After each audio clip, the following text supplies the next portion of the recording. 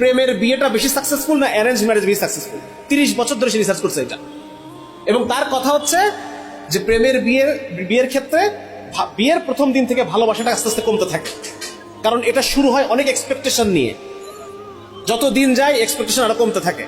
আর arrange marriage যেটা, এটা zero expectation থেকে শুরু হয়, জিরো থেকে শুরু হয় এবং প্রতিনিয়ত এটা বাড়তেই থাকে। এবং উনি দেখাইছেন at the end of 18 years প্রেমের বিয়ে যেই ভালোবাসা নিয়ে শুরু হয়েছে তার অর্ধেকে চলে আসছে। আর at the end of 18 years arrange marriage যেই লেভেল থেকে শুরু হয়েছে সেটা আস্তে আস্তে বাড়তে বাড়তে ডাবল দ্বিগুণে পৌঁছায় গেছে। ওনার 30 বছরের গবেষণা এটা, এবং উনি এটা নিয়ে গবেষণা করে, এটা প্রচুর, এটার উপরে তার যত রিসার্চ পেপার আর্টিকেল সব এটার উপরে। তাহলে দেখেন, আমি মানে রাসূলুল্লাহ সাল্লাল্লাহু আলাইহি ওয়াসাল্লাম যে বলছেন যারা মুতাহিব্বিন একজন একজনকে ভালোবাসতে চায় তাদের জন্য বিয়ে ছাড়া অন্য সমস্ত সম্পর্কে অকল্যাণ। এটা মিলছে কিনা? এই ভদ্রলোক 30 বছরের গবেষণায় ওই নবীজির হাদিসের উপর পৌঁছাইছে কিনা? তো এরকম সমস্ত জায়গায় একই জিনিস পাবেন। আমার কাজই এগুলো নিয়ে, আমি রিসার্চ আর্টিকেল নিয়ে আমার কাজ। সুতরাং